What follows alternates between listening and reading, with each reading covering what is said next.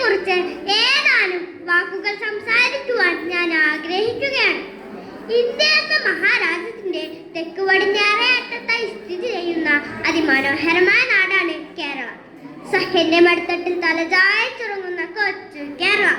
പടിഞ്ഞാറ് പരന്നൊഴുകുന്ന അറബിക്കടലും കിഴക്കുഭാഗത്ത് പശ്ചിമഘട്ട മലനിരകളും വടക്ക് കർണാടകവും തെക്ക് തമിഴ്നാടിനാലും അതിർത്തി പങ്കിടുന്ന കേരളം. അങ്ങ് കാസർഗോഡ് മുതൽ തിരുവനന്തപുരം വരെ നിരവധി സംസ്കാരങ്ങളാൽ സമ്പന്നമായ നാട്. കേരളത്തിനും കേരള നാട്, അതെ, കേരവൃക്ഷങ്ങൾ നിരന്നു നിൽക്കുന്ന നാടാണല്ലോ നമ്മുടേത്. പ്രിയപ്പെട്ട കൂട്ടുകാരെ, കേരളത്തിലെ 14 ജില്ലകൾക്കുമുണ്ട് ഓരോ കഥ പറയാൻ. മലയാളികളുടെ സ്വന്തം നാടായ കേരളം 1956 നവംബർ 1 രൂപം കൊണ്ടത്. എന്നാൽ ഇവിടെ മലയാളം മാത്രമല്ല, തമിഴും തുളുവും കൊങ്കിണിയും ഈ കൊച്ചു കേരളത്തിന്റെ സംസ്കാര സമ്പന്നതയുമായി മാറ്റൊരുക്കുന്നുണ്ട്. പുരാതന കാലം മുതൽക്കേ കലാകായിക മേഖലകളിൽ കേരളം മുൻപന്തിയിലാണ്. പ്രകൃതി കനിഞ്ഞരുളിയ കാലാവസ്ഥയും കാലവർഷവും നമ്മുടെ നാടിന്റെ കാർഷിക മേഖലയെ സമ്പന്നമാക്കുന്നുണ്ട്. വ്യത്യസ്ത മതവിഭാഗക്കാർ സഹോദരങ്ങളായി വാഴുന്ന നാട്. കേരളീയരുടെ ദേശീയോത്സവമായ ഓണം അതെന്നും മലയാളികളുടെ സമ്പൽ സമൃദ്ധിയുടെ നല്ല നാളുകളാണ്. പ്രിയമുള്ള സുഹൃത്തുക്കളെ, കേരളം ദൈവത്തിന്റെ സ്വന്തം നാട് എന്ന് വിളിക്കപ്പെട്ടത് വെറുതെയല്ല കൂട്ടുകാരെ. 44 നദികളാൽ സമ്പന്നമായ കാർഷിക സംസ്കാരമുള്ള മലയാള നാടിനെ വാഴ്ത്തിപ്പാടിയ കവികൾ കുറച്ചൊന്നുമല്ല. മലരണിക്കാടുകൾ തിങ്ങി വിങ്ങി മരതക കാന്തിയിൽ മുങ്ങി മുങ്ങി കരളും മിഴിയും കവർന്നു മിന്നി കറയറ്റോരാലസൽ ഗ്രാമഭംഗി. അതെ, മലയാളികളുടെ പ്രിയപ്പെട്ട കവി ചങ്ങമ്പുഴ കൃഷ്ണപിള്ളയുടെ വരികളാണിത്. ഭൂമിയിലെ തന്നെ ഏറ്റവും സുന്ദരമായ പ്രദേശങ്ങളിൽ ഒന്നാണ് നമ്മുടേത്. കാടുകളും പുഴകളും മലകളും കടൽ തീരങ്ങളാലും പച്ചപ്പ് കൊണ്ട് അനുഗ്രഹീതമായ നാട്.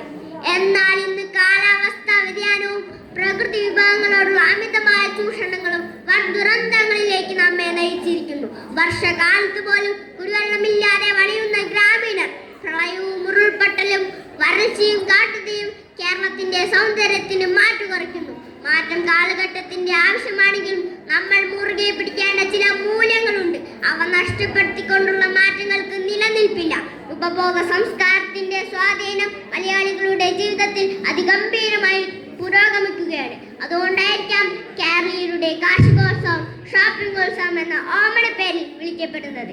ഇന്ന് ആകാശം മുട്ടേ വളർന്ന നഗരത്തിലെ അഴുക്കുചാലുകളിലേക്ക് ഇറങ്ങി ജീവൻ പൊളിഞ്ഞു പോകുന്ന കൂലിത്തൊഴിലാളികളുടെ ചിത്രം തുടർക്കഥയാവുന്നു.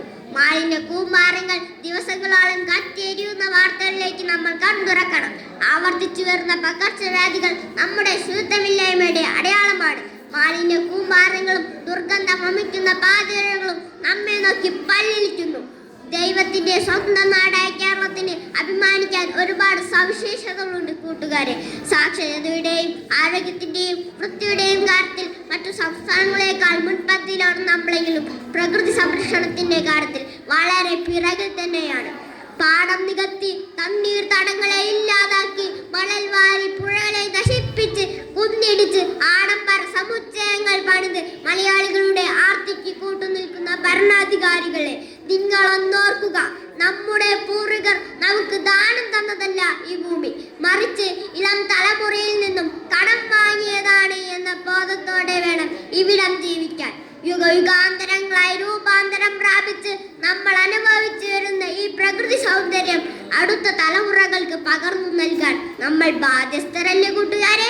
2012 ജൂൺ 1 ലോക പൈതൃക പട്ടികയിൽ ഇടം പിടിച്ച നാടാണ് നമ്മുടേത്.